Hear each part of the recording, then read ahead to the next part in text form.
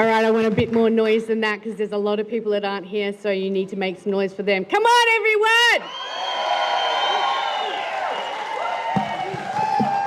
It's my absolute privilege, incredibly humbled to be standing in front of you today. Possibly not for the best reasons, but you know what? We're here for the fight. All I can say is that today, all around Australia, there are so many that are standing united with Save Our Beloved Geograph Bay, offshore wind turbines in WA as well as Australia-wide. We are streaming live to Kalbarri. Let's keep it up for Kalbarri. Keep Kalbarri beautiful. They have their own rally there in Kalbarri. God bless them. They've got a lot going on up there with the green ammonia and onshore, offshore wind turbines and a massive solar plant. Oh, did I mention desal as well? Yeah. So what we're doing is standing together united because you know what? They were thinking that we weren't going to be able to communicate, connect and get us organised. They hadn't met me. I would like to say my own thanks to independent media. Thank you to Robin and Courage is the Cure. Not only has she as well as Cafe Locked Out. Let's give a cheer for Cafe Locked Out, Michael. Like the rest of us, he took one for the team this week, didn't he? But our voices of truth and integrity will not be silenced. So we have amazing guests to speak, and they're here to speak the truth. We know that so much truth has been suppressed over the last decades, let alone the last 4 years. Especially the character assassination of the entire movement against offshore wind turbines in the last week that's been progressing for months. Of course, Four Corners. Is the ABC here today? Don't know if they would have the guts to turn up. I'm on mic today. So all I can say is we are standing united for all of those that have been suppressed and shut down. You might have heard Illawarra got announced a couple of days ago that the government has given the green light to go ahead and put offshore wind turbines in Illawarra. Shame on this government. The fight's only just begun. My middle name's Tenacious, and there's a lot of people with middle names Tenacious here today and all around Australia. I want to say thanks to Port Stephens. They've also gone out with a rally with us today, supporting us all the way across on the East Coast. So all I can say is that now people are starting to join some dots because even though this rollout has been a bit of here, a bit of there, it's like a patchwork quilt. But we're the ones putting this all together with needles of truth. We're starting to see how both the Liberals and Labor sold out this nation because the Liberals put this into place a long time ago and Labor continued. So if you think that the different wings of the same bird are going to get us across the line to change anything, you need to think again. What we need to be seeing is really strong independence and minor parties being supported to stop this insanity that's being pushed on the people of Australia. If you can join the dots, you'll see we've got industrialisation of our oceans happening. That's going to destroy our commercial fishing.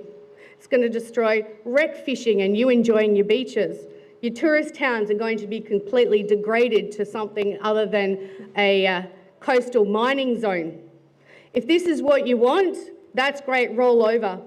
But if you don't, it's time to stand and unite for Australia. If you can also see they're trying to industrialise our land. There's a few people here that have turned up to Muresk in the last few days and seen the absolute plight of our farmers. Well, they want wind turbines and solar farms all over there too, don't they? When you start to see we've got fisheries, beautiful sustainable industry, one of the best sustainable industries in the world that we have. Then we've got our sheep being attacked, our cattle, and what about our chickens? You start to see right here that there seems to be a pattern forming. We need to wake people up to this because if they don't, the government is going to get their way.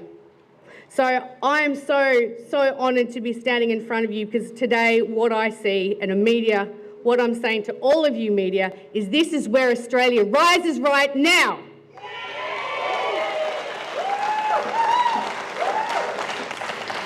We won't be slandered on TV. We're done with mainstream trying to portray us as a bunch of NIMBYs, people that aren't educated. Well, we've done our research. We've done our due diligence. My background is marine science. Come and have a one-to-one discussion with me when the cameras aren't rolling and I'll put you right. What I'd like to introduce is the person why I am here today, a bloke that embodies everything that's right, not in our own area here in Bunbury, but all around Australia. He kind of embodies an element, an aspect of what Australia has been for so long, and that's a real down-to-earth spirit, a strong man that does the right thing whenever he's called, and he's been in the fight from the beginning. This is, of course, the founder of Save Our Beloved Geograph Bay. It's my honour to introduce Kyle Trelaw.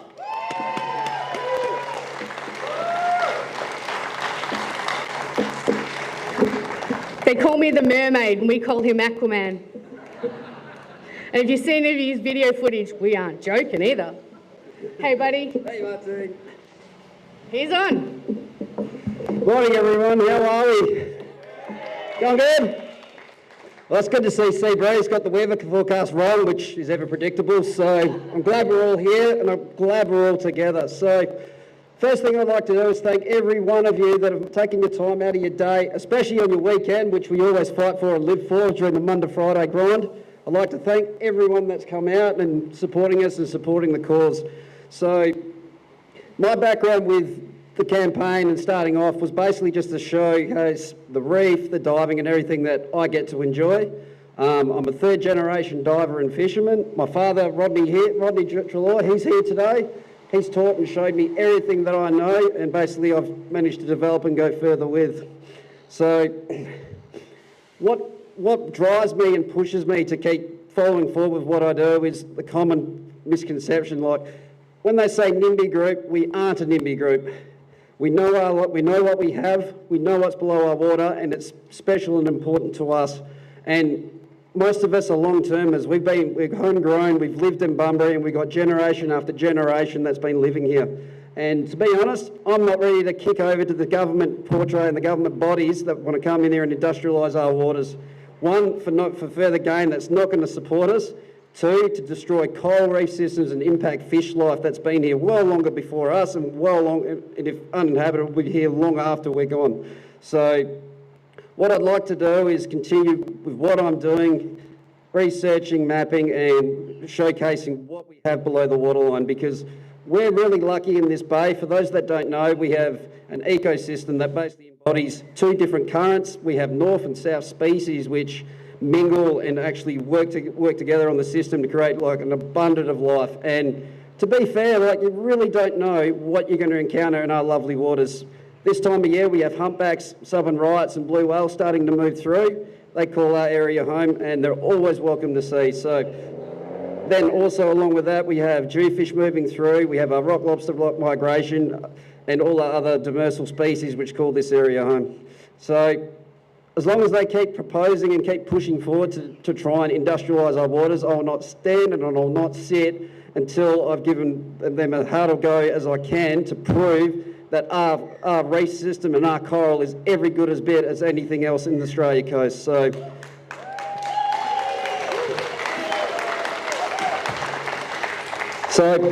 in passing comment, I haven't much else to say. All I wanted to say mainly was to thank each and every one of you that have come on the page, supported me, helped me and given me the motivation to carry on through and keep doing what I'm doing. And I thank you very much for that. If anyone would like to chat to me, approach me or ask me anything about what's going on or how they can help, please, I'm all open ears with suggestions and stuff too. So thank you very much. Keep up the good fight and stop the industrialisation of our waters. Thank you.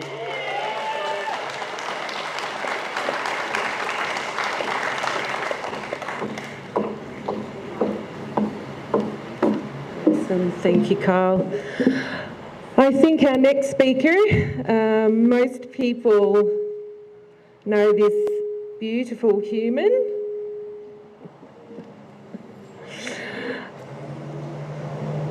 The person I'm talking about is Alexandra Nicol. Now, she previously worked for 2 Liberal senators, is the infamous wind turbine whistleblower.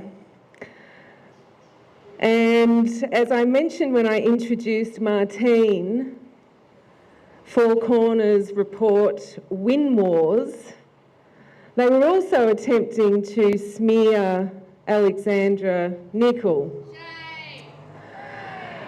There most definitely is a new climate war, and I think we know which side of that war we all stand on. It's most definitely dividing communities.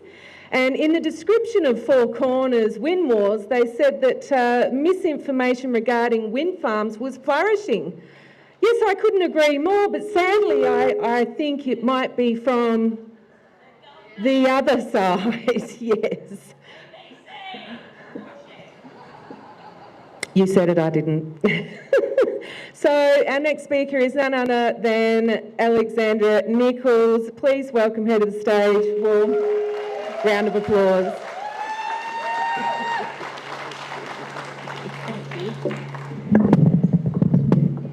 Hi everybody. Thanks so much for coming today to support us. Public speaking is not my thing, so this is pretty tough for me. But here we go. I'm so grateful that everyone has come along. And I'm going to go through some of the facts about wind turbines. And this is the information that they don't want you to know. This is why Cafe Locked Out received a 3,649-day ban for interviewing me in response to the Four Corners shit show. So if you believe that you're living in a democracy, I'm here to tell you that you're not. They're doing their best to silence me, and it is pretty frightening, as you can hear in my voice. So here I am to tell you what I learned in the 8 years that I worked for two federal senators in the federal government. Yep.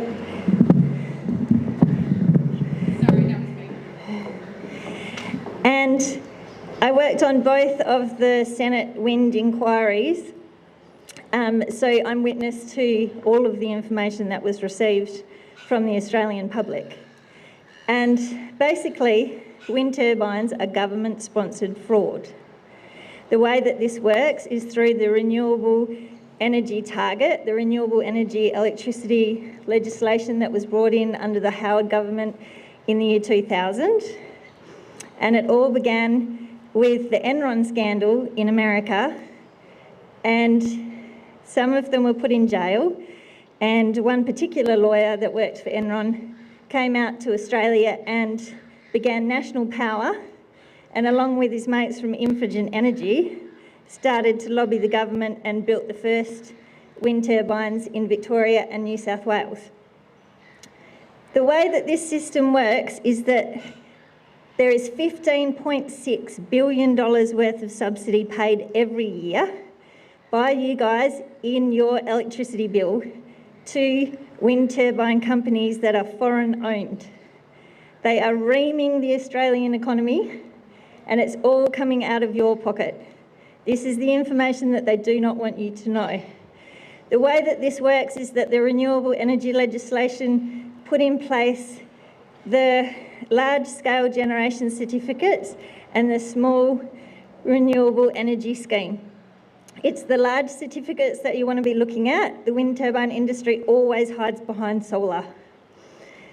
These certificates are currently trading at $45 on the market, and there are 33,000 gigawatt hours worth of certificates in circulation, and that gives you $1.46 billion per year. Then you look at the ongoing government support of renewables. The Clean Energy Finance Corporation comes in at $1.3 billion a year, ARENA at $100 million, the 30% safeguard mechanism at $906 million, the Clean Energy Regulator at $750 million, state schemes at over $14 billion, the Capacity Investment Scheme at $10.38 billion, and the state government here in Western Australia has committed $3 billion to connecting wind farms to the grid. So I want you to stop and think about that, and think about how much of a chance my friend Scott Baxter has of protecting his farm against that kind of money coming from the government and paid by you.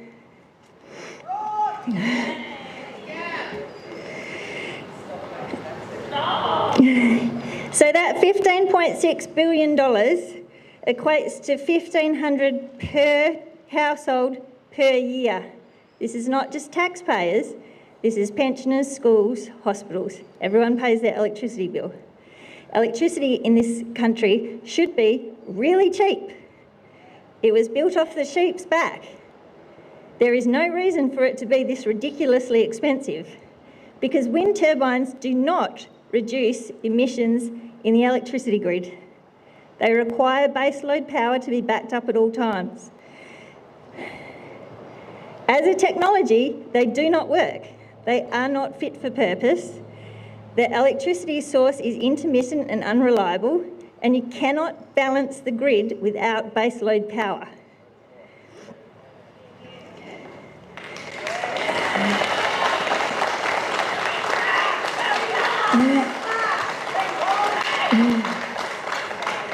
The other thing is, they talk about the nameplate capacity of the turbines and they're building enormous ones. I don't actually know how they can build such big ones, but okay.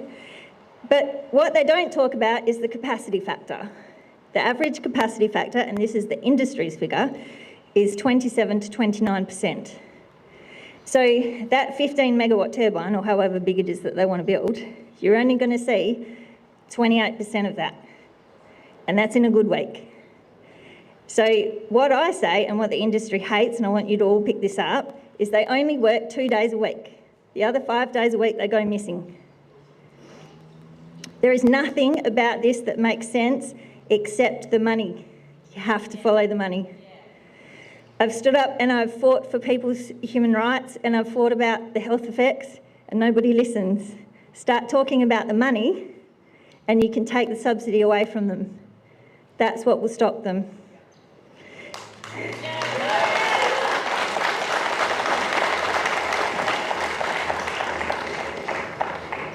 So thank you so much for listening to me. Thanks for being a great crowd, and I'm getting more confident every time. Thank you.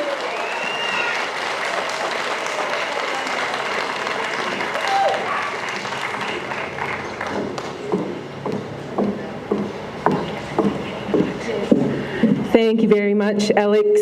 You're an amazing human. I already said that once, but I'll say it again, because you are one of our whistleblowers. And myself and Michael from Cafe Locked-Out decided that we needed to rally behind her, plus Tom from WTF, because we encourage whistleblowers to speak. And when they do, and they get attacked by mainstream media, we need to stand with them and support them. So I admire you so much, Alex. You're amazing.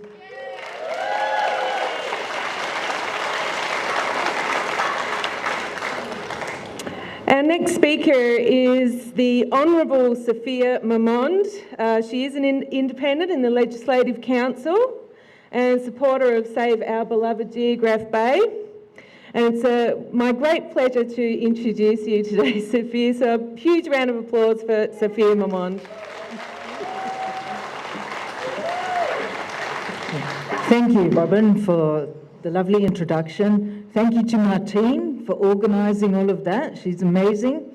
Thank you all for being here as well, to see so many people out and about on a Sunday morning wanting to see change in governance is really heartening.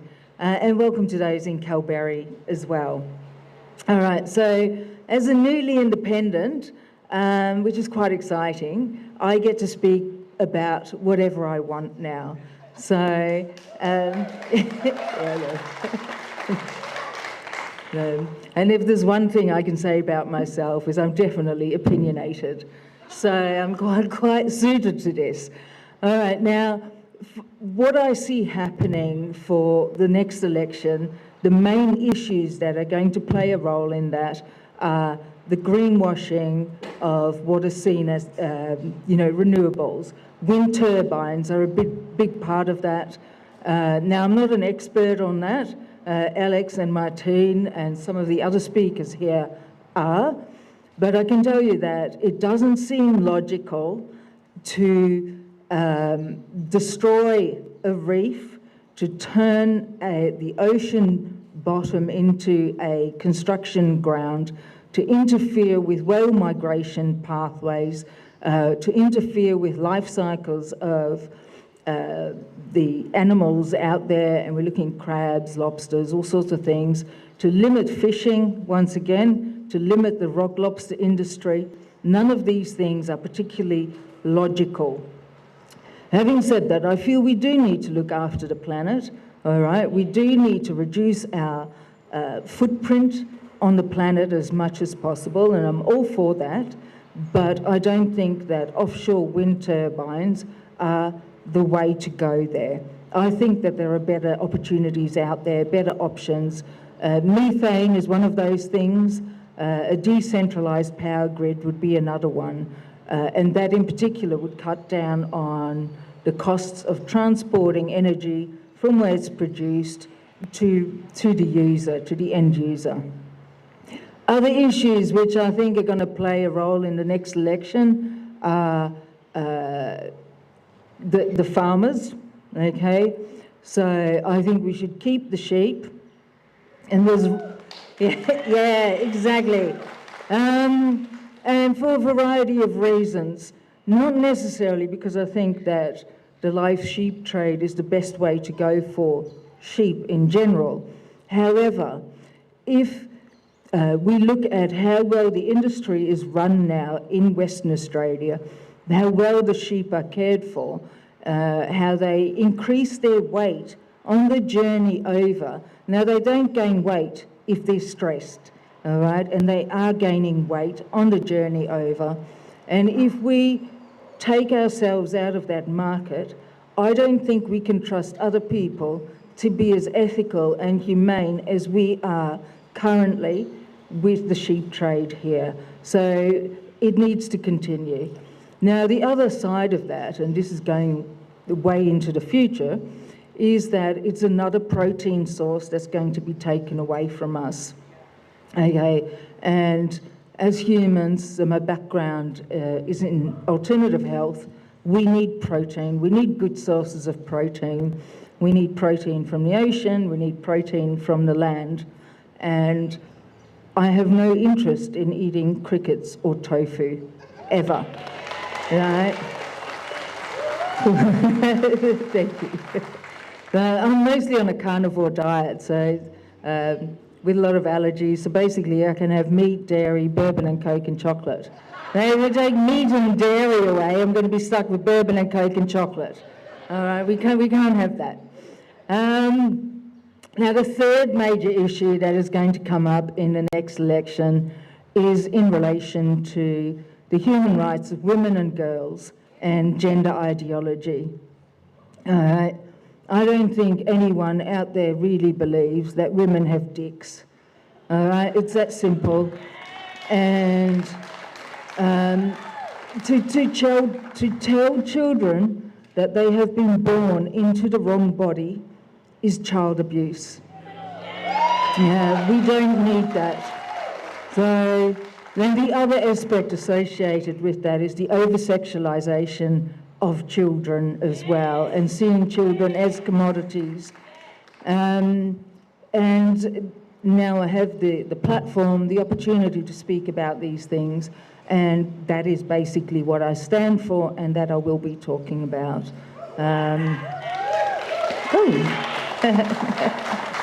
Thank you. Now, when we look at voter patterns in Western Australia, or in Australia in general, people tend to vote for the two major parties. All right? How's that working out for you? All right? So in the next election, the next couple of elections, state and federal, I really want you to think about creating more diversity in the chamber, having more independence in there, voting for the smaller parties, okay, so that your voice will be heard and represented in that chamber as well, and it won't just be Labor and Liberal as such. Cool. Thank you. One of the things that Martine said, which I really loved, that we really need to keep in mind is that we need to be united in the end, and we need to have a crossover between different industries.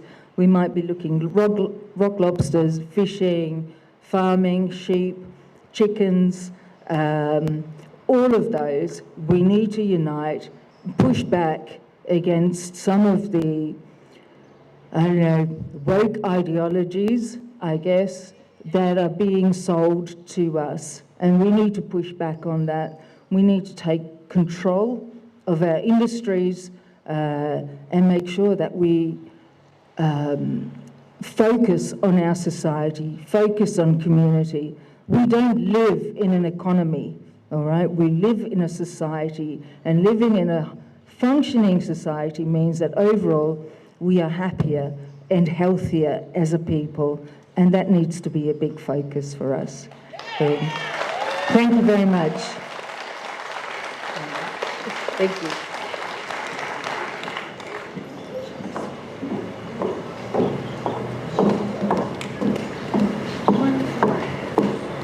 Thank you, Sophia. How many, can I get a show of hands, who's local? Oh, wow. That's more than I expected. And just for my interest, show your hand if you've spent a bit of time travelling here today. Well, big shout out to you guys coming to Bunbury. Thank you for joining us. That's right. Great timing, didn't plan that. Righty, so next we're going to hear from Scott Baxter. Scott is a beef cattle farmer from Scott River, the campaign coordinator for No Wind Turbines Scott River. So please put your hands together for Scott Baxter.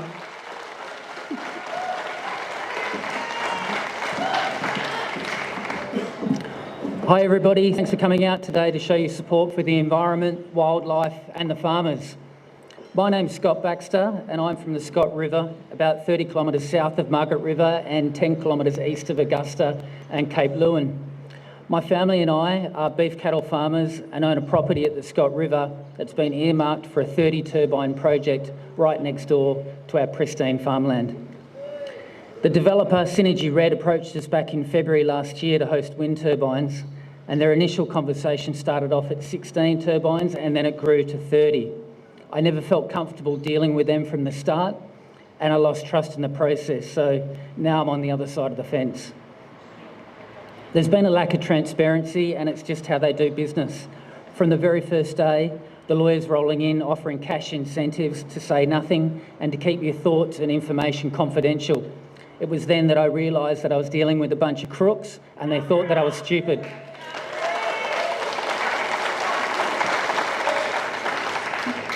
It's happening right across the country right now with energy developers eyeing off prime land and sea assets, and it's a rushed approach to meet unrealistic energy and emissions targets by 2030.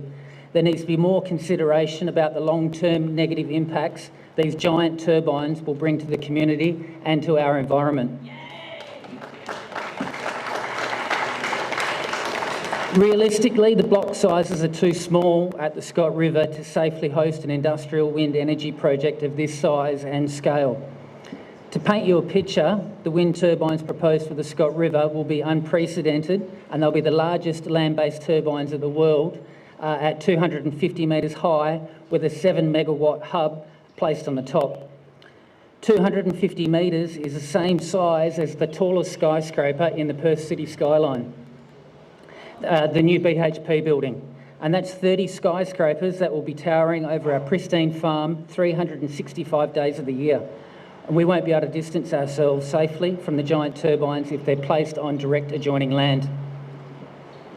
If the Greens and Labor, as well as industry and mining, really want turbines to balance their books, I think there are better places for them on large expansive land holdings where the turbines can be placed far enough away from neighbouring properties or on marginal, let's say, salt-affected land. Please, not on smaller blocks of prime agricultural land that's a valuable asset moving forward to feed the people of the future. Synergy Red, the developer, is claiming that it's safe to run livestock under the turbines. However, many international studies have shown that there's serious health effects for livestock with deformities like eyesight issues, joint defects and miscarriage. It's been shown that some livestock actually die from the stress and the lack of sleep as they simply can't rest with the noise and disturbance from the wind turbines.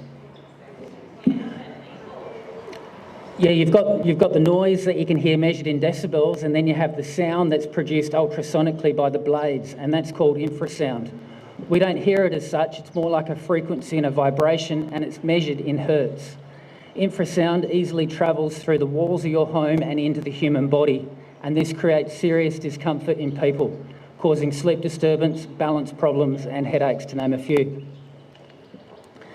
Another consideration with the wind turbines on adjoining prime agricultural land is the microplastic shedding from the turbine blades, known as leading edge erosion.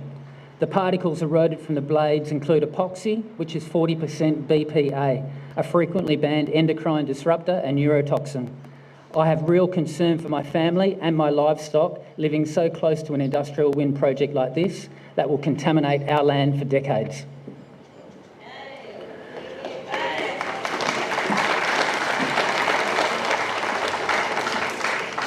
The Scott River project appears to be hosted on 4 or 5 properties, with those landowners the only ones to benefit financially. The rest of us in the neighbourhood will have to put up with the noise, shadow flicker and loss of value of our land for the next 66 years. It'll change the fabric of our small community, and in fact it already has. It's divided many. The exclusivity agreement gives the developer full property rights, and then they will sublease or grant permission back to the landowner, with strict conditions and uses specified by their lawyers. The 66-year contract will devalue the land and resale values will be greatly reduced. It'll ensure that it's impossible for the farmer of the future to live and work on the farm. With some of the restrictions on land use for hosts and neighbours is like you can't build a house, you can't plant trees, and you can't make any improvements to the property like building a farm shed. And they're all essential things that come with living life on the land.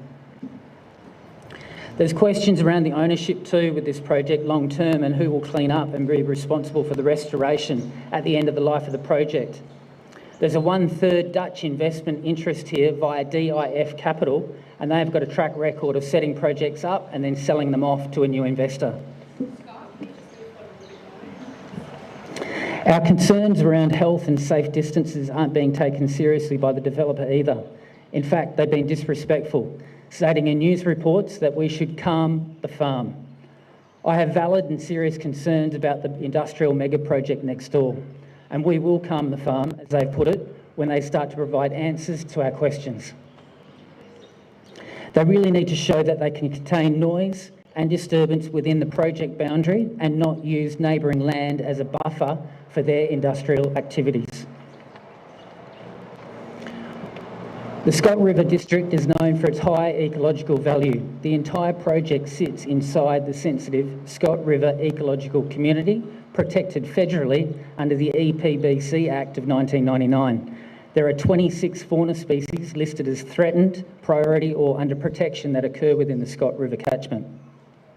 We've got the pygmy possum, several rare frogs, rare orchids, the swans, migratory seabirds, and the iconic black cockatoo, to name a few, that all use this site as habitat and also a corridor to the Scott and Blackwood River systems. Some of these rare animals and plants are endemic and only found at the Scott River, and you don't need to be a zoologist or a doctor to understand the impacts wind turbines have on wildlife and people. There's a very probable risk too of acid sulphate soils being created during the construction phase, and this will then present to the sensitive waterways of the Scott and Blackwood rivers and neighbouring farmland. It's been proven 20 odd years ago with the failed Up mineral sand mine that sits adjacent to the site. They couldn't contain the toxic reaction in the soil when they disturbed the soil below a certain depth. The modern wind turbine requires substantial footings and underground cabling to connect to the grid, and it's a disaster waiting to happen. 30 industrial wind turbines will increase the fire risk to our local community too, with no aerial and limited ground support around the site. And this is due to the no-fly zone above a wind turbine project, and at ground level we're restricted already due to the high-value ecological communities that exist. They're so highly protected and sensitive that you're not allowed to drive a fire truck on the land under the EPBC Act at the Scott River. And this puts our community and assets at a heightened risk from bushfires. Our environmental laws are in place to protect unique places of high ecological value, and the southwest of WA is only one of 26 biodiverse hotspots worldwide. The Scott River is protected federally via the EPBC Act for its ecological communities, and if we're to take that on board, the protection policies that we have in place to protect the environment, you would think that a project of this size and scale wouldn't have a chance of being passed by the EPA. But it's clear developers and international investors have little regard. It's simply all about the dollars and no sense.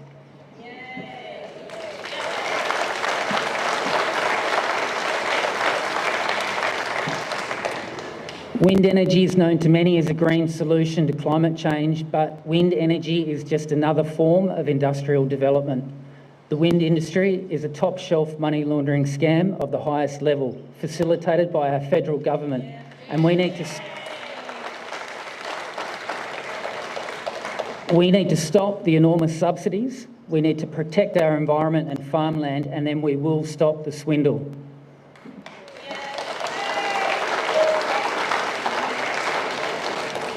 Thank you everybody for coming out today, and yeah, from everybody at the Scott River, we appreciate it.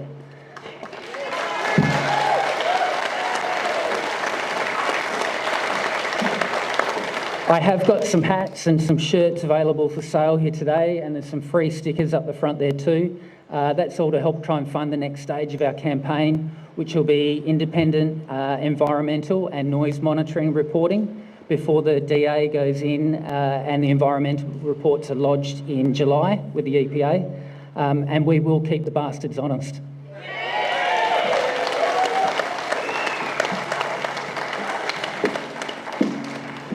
Thank you very much, Scott. So we often see the uni party, and by that, you know, well, I mean Labor and Liberal. The uni party, we often see them on mainstream media arguing about,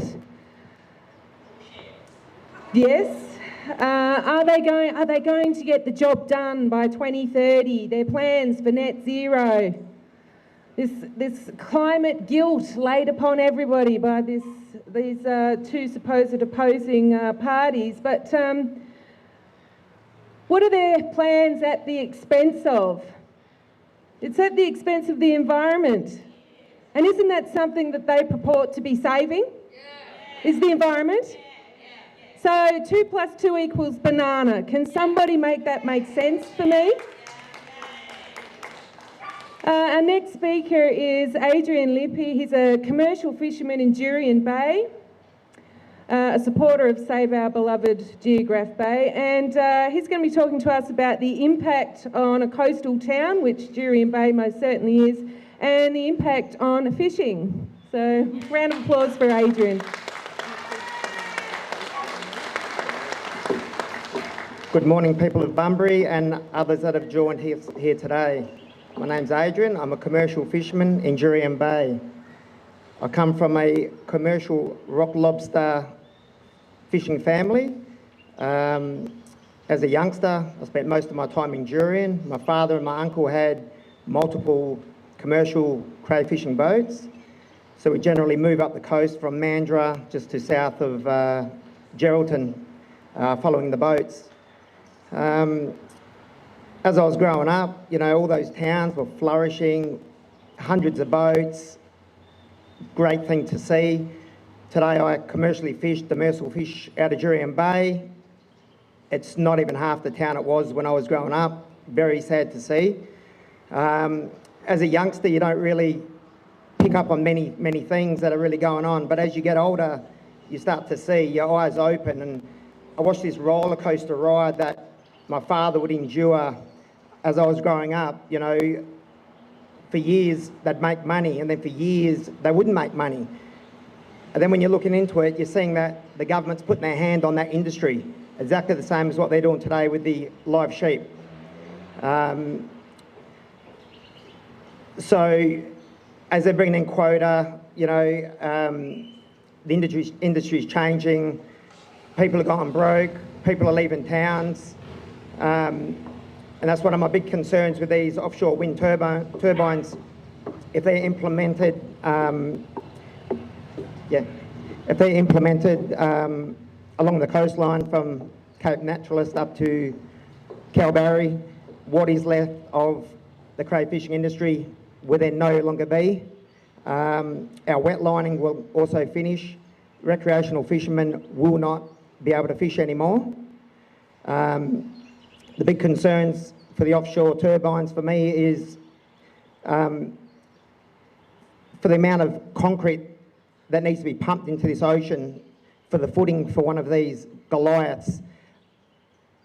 The acid and the toxins that bleed out of concrete will just devastate the reef systems and will never ever recoup in our lifetimes or our children's lifetimes while we're on this earth.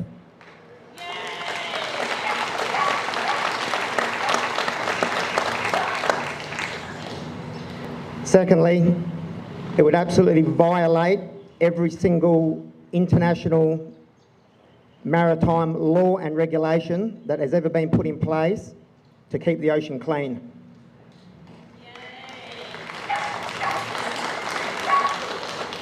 Then on the back of that, as the industries get closed down in these towns, what's left of them? The towns then starve, people leave the towns. Who stays there? Maybe some retirees, and that's the end of those towns again.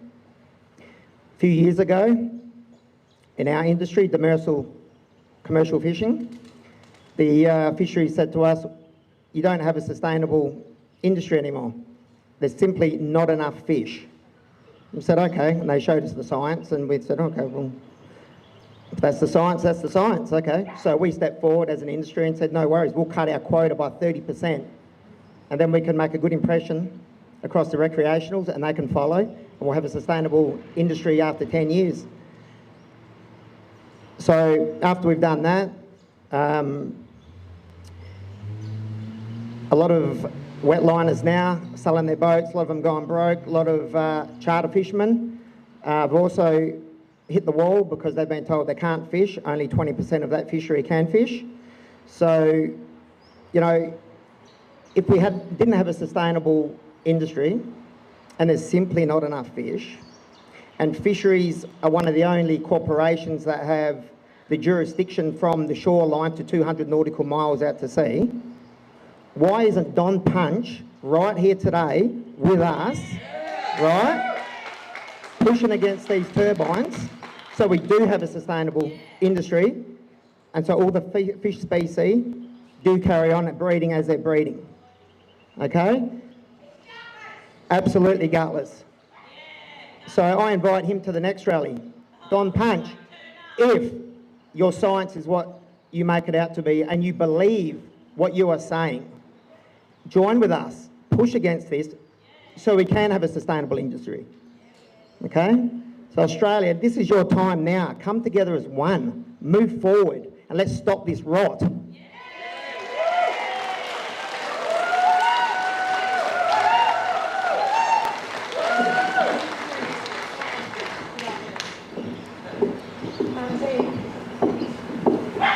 These are our flags that we've come up with. They're flying from Cape Naturalist up to Kalbarri. So if anyone wants one, there's some down at the front table here. Please come and talk to us. Thank you.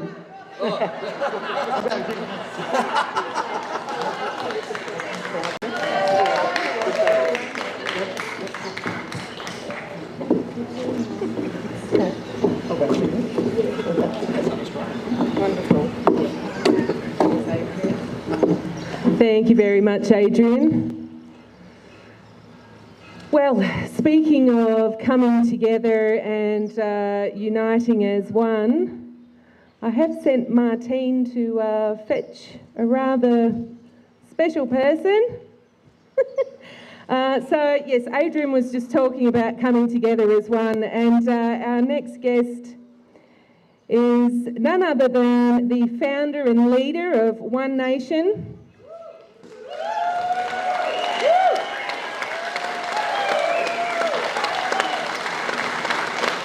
So I have a weekly show which is called Relentless, and I interview relentless individuals in whatever field that may be. Tagline, globalism never sleeps and neither do freedom fighters. And Pauline exploded onto the political scene 28 years ago, and I would say she is most definitely relentless.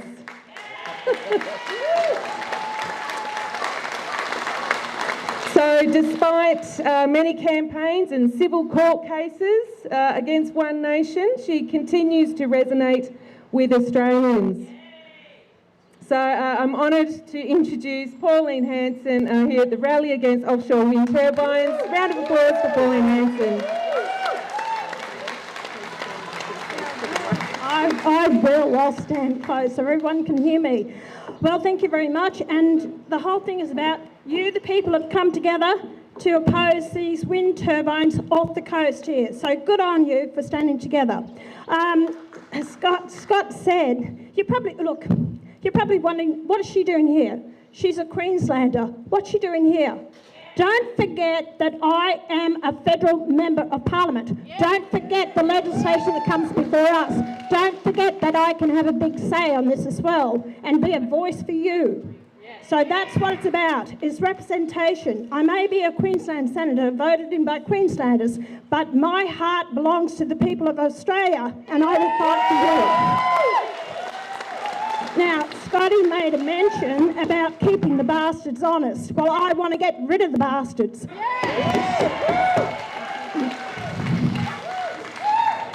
Now, let's get fair dinkum about this. I'm not going to talk about the science behind it. My team can tell you those sort of things.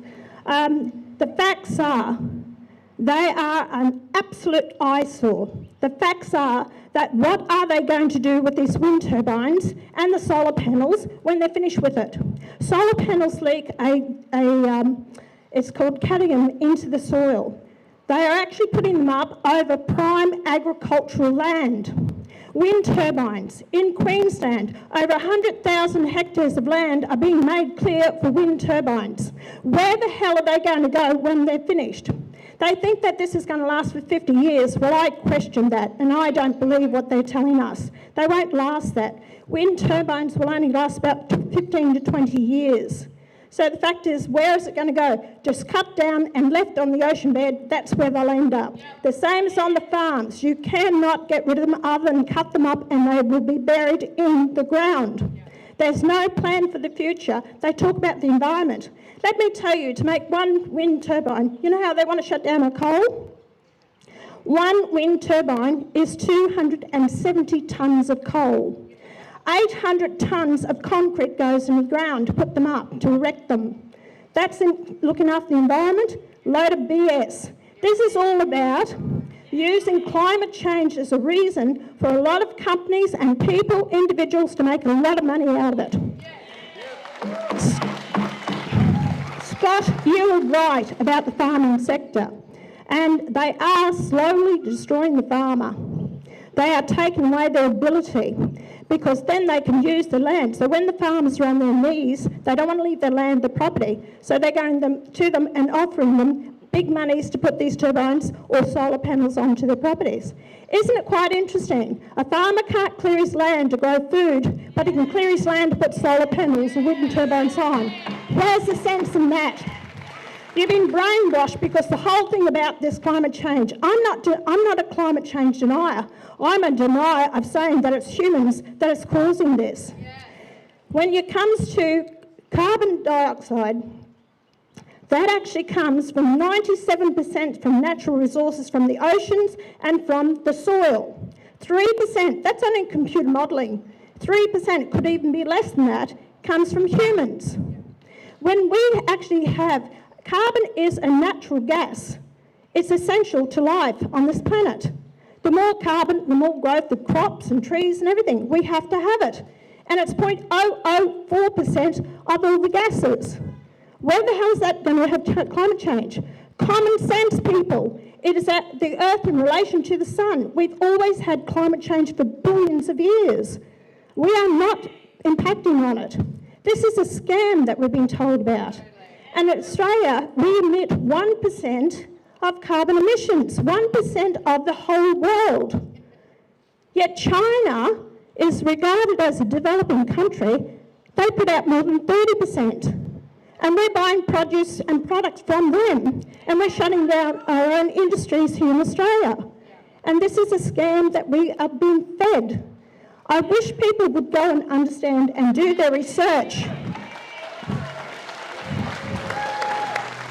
Because you are led like sheep to a slaughter. They're brainwashing our kids in the educational system. There's no critical thinking whatsoever. One side of the argument, you actually speak against it. You call it climate denier. But my job has been to, you might not agree with everything that I say, but I create debate. And that's what we need. Debate brings about good government. And unless you have a good opposition, you will never get good government for the people. And I sit in that parliament and I see both sides. I don't care whether the Labor, the Liberals, the National Party, even the Greens. They're all got weak and they've got no backbone to stand up and fight on the issues. They are controlled by their parties. I'm sure a lot of politicians go in there with their good intentions of being a voice for the people. But then they have to toe the line because they won't get pre-selection the next time around, or they won't climb the ladder to become a minister. So that's where you lose your representation. To tell you the truth, I really don't care. You either listen to me, you want to vote for me, or I'll go and sit on my balcony and enjoy the rest of my life. But the fact is that being a member of Parliament is not only an honour, it is an absolute privilege. So while I'm in there, I've been given the opportunity to have a voice. And I will use that voice and I will call them out and I will speak up and say what I'm going to say. It's up to you, the people, whether you want to listen or not. But I'm over here, thank you. As I went to the live sheep export, and that's another one that I'm supporting the farming sector over here, and that's another scam that's going on. So I say to you, the people, you've made your appearance today, which is so important. Too many people bury their heads in the sand and won't say anything. Have your say. And when you come to vote, have a look at the candidate, have a look at the policies, and stop being taken for granted and realise that you have the right to have a voice. You have a right to stand up. Question everything that's going on, even about these wind turbines, because it's important, it's about your future. And that's what I'm pleased to see here. Go and talk to your friends and everything. Go and understand climate change instead of being led like sheep to the slaughter. And I'll keep saying that because I want people to understand you have a right, people power. And the last thing another thing I'll say, I found out and I heard there's no consultation with this. What's going on? Well, I'll tell you another thing. That's how they play it all the time. When they were putting the inland rail through in Western, from Melbourne to Brisbane, we set up a Senate inquiry into it on the inland rail. We got to speak to communities, the people, just the grassroots Australians. You know what they said the same? There was no consultation. They said where they were putting the rail was absolutely ridiculous because it was flooding and they weren't being listened to. It was until we took the inquiry to give the people an opportunity to have their say, that's where we made changes and differences with it. So consultation with the people who live in those areas, people who know what they're doing, talk to the experts, talk to the grassroots who've lived there for a long time. They're the ones that we should be listening to, not the bureaucrats on the big wages who come out of universities, only know what they've read in the books and textbooks, and not the grassroots people. So you're the people I listen to.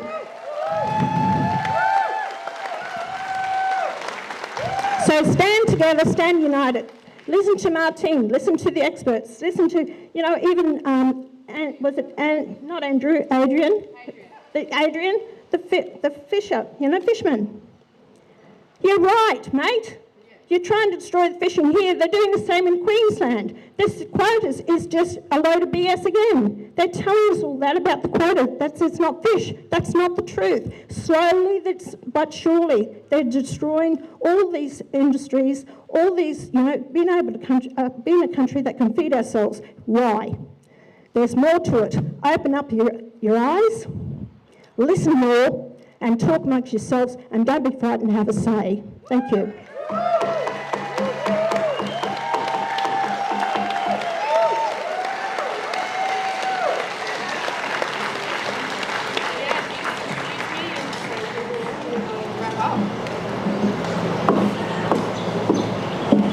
Marvellous. Thank you so much, Pauline. We appreciate you being here today. Yes, another round of applause. Absolutely.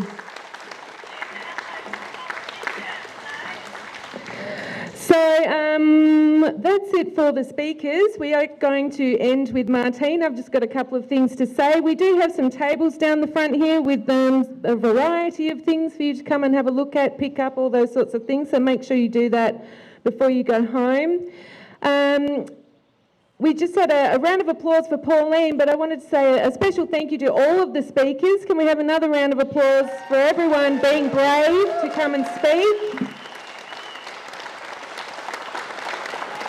Because this is most definitely an issue that is not a conspiracy theory. That's why platforms like Cafe Lockdown has been given a 3,649-day ban, because they cannot have people speaking the truth. This is not a conspiracy theory. That's why these slots here, because it's not a conspiracy theory. They don't want the discussion, they don't want the debate, they don't want the information. So it's wonderful to have all of those speakers here today.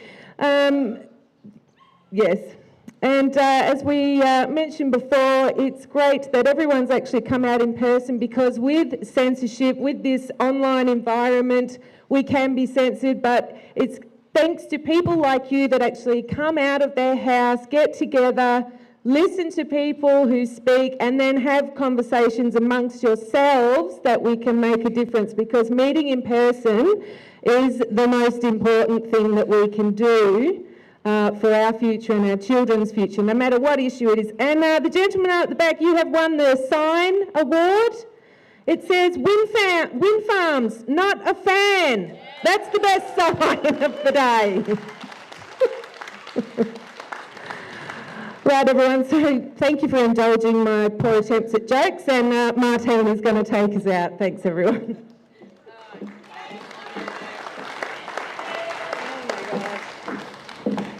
Wow, following up with Pauline's passion. Thank you so much. That certainly shows the endurance of one woman against an onslaught from so much slander. We've all copped it here. A lot of the ladies on this have also received that, and yours truly. And I'm back up for the punches again. I don't care. I'm here for you guys, and I'll keep doing what I'm going to keep doing. So back in May, I'm just doing a quick wrap up because there's so much that I'd like to share, but God would be here for hours. As the lovely Robin has informed you, there's a lot of information here. Please, I can tell you now, some of the handouts that you're going to have here are some of the amazing information that was put forward from Alexandra Nicol. That information is pivotal to awaken people to the scam, to the fraud that's going on, to selling off our oceans to corporations from overseas. And if you think that foreign corporation takeover of our ocean and land isn't something to be standing up for, then I don't know what is.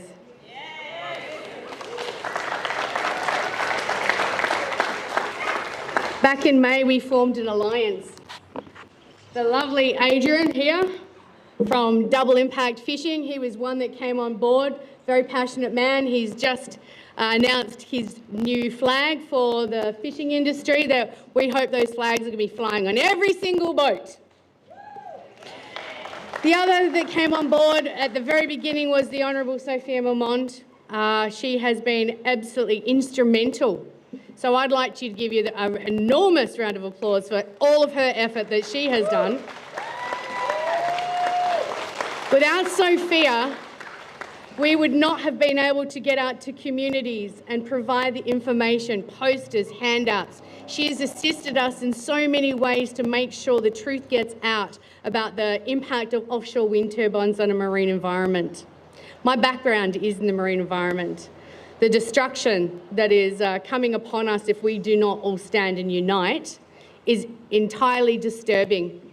When you cut through reef systems that line up the WA coastline, and you have to bury those incredibly impacting high voltage cables that have a maximum temperature of 70 degrees Celsius.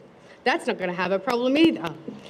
They create really harmful electromagnetic fields in the ocean. Yeah, that's not going to be a problem much at all, except that it paralyses lobster and crayfish and scallops, and that's well known. It also stops larvae from hatching from the eggs of all of these. So, yeah, I can't imagine there's going to be much depopulation in that, is there?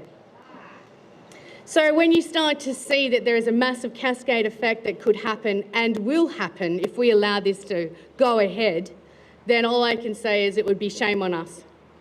And unfortunately, what we would be setting up for our future generations is something that cannot ever be undone. So it is here, it is now, the fight is upon us, and I'm telling you now, you need to stand, you need to get the word out there, and you need to start spreading the word. There's lots of information here to be reproduced. You can scan it, send it off, text it, fax it if you've got a facsimile. We all remember that, showing my age, Gen X. I'd personally like to thank the amazing Robin, who has been here for us through thick and thin.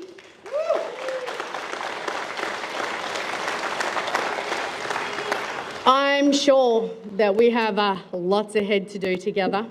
I'd also like to thank all the other independent media. Andrew, can't see where you are, Andrew, the 8 News, Scorpion News, as well as Freedom Media. Without you guys having a platform to tell the people's truth against the propaganda, against the narrative and all those agendas that try to silence us, all the algorithms that are out there to stop the information getting out there, then we would not have that voice. So thank you, thank you, thank you.